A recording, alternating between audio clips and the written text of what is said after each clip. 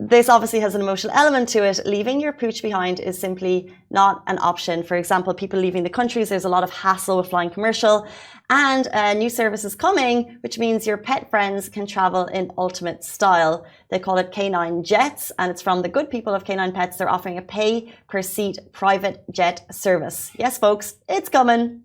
So private jets are usually in demand by celebs and influencers, but recently a new group of individuals are looking for seats with asking prices of up to $10,000 pay per seat are not for pet owners who want a simple service without the hassle of flying commercial.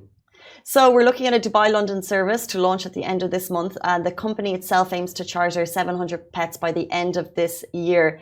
If you're interested, if you have a pooch that you want to take abroad, you're looking at approximately 36,000 dirham, as Shahir said, $10,000 for one passenger and one large dog, or the same rate for two smaller dogs.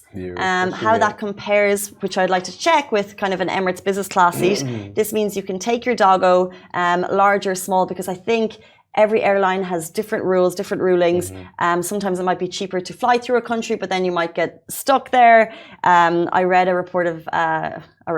There was an influencer who took her dog home for the summer from Dubai to the UK, and she said that she ended up flying from Dubai to Paris and then having difficulties in Paris and needing to get the train to another part of France to be picked up by her dad, and they drove then to the UK also so she could have her doggy at home in the summer. However, not an easy move, and that was just her and her luggage. But if you're actually moving country, and of course you're going to take your dog with you, then you need to look at alternative measures. It's pricey, but it means that a part of your family is coming with you. So pricey. Like, pet owners are on another level. Like, with dogs especially, like the amount of time, money, investment that goes into a dog is insane. Like, this is something that you'd only see with the Real Housewives of Dubai or Dubai Bling.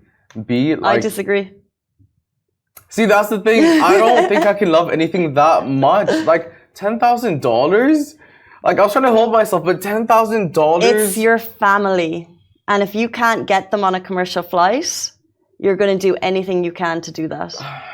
So there are Dogs in Dubai Facebook group, and every now and then a post will go up saying, you know, here's Doug. He's been part of my family for 4 years. I'm leaving the country. I can't take him with me.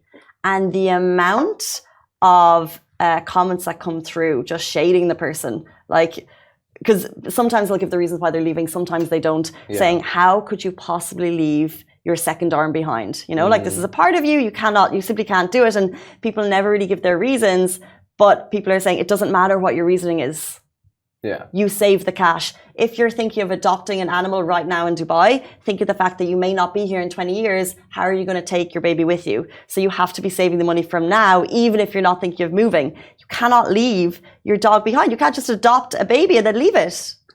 So therefore you come up with the cash. So it's not actually a Dubai Bling thing. It's until commercial airlines have full allowance for all size dogs to get onto the flight. Then you have to look at alternative measures. My home doggy, by the way, went from... Now, I left to come here, and then we all kind of absconded, but we got our dog from Dungarvan, County Waterford, Ireland, to San Francisco, where my brother is, and she now lives her best life on the beaches. You know, you just have to do it. Give her a great life.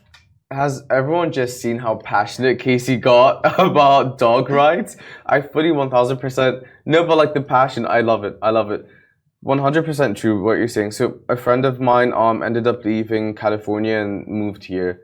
He loved his dog more than anyone. He ended up giving his dog to his dog trainer at the time, and the dog's living his best life, like going on little boat trips and hikes up the mountain. Like 100%, like do the absolute most that you can to make sure that you're providing your dog like what it needs, and just having them there with you, and if not, like a realistic life that is going to work out for them. But that's something that you need to consider, like when A, you're adopting a pet, and B, when you're figuring out your life trajectory, not that you can figure out immediately or in the now, but just figuring out, like you said, your second arm. Your second arm. You can't other arm. So true. And actually you do have to think about, of course, your dog's needs. So for example, if I was moving somewhere to Dubai and it was going to be really, really hot and I had a dog that doesn't thrive in a warm environment, then maybe a difficult decision we made because, you know, they might be better off in a countryside where they're used to a lot of space, if that's where they're coming from. But I think moving from Dubai elsewhere, you would have to really question yourself if you're leaving the dog here when you're leaving.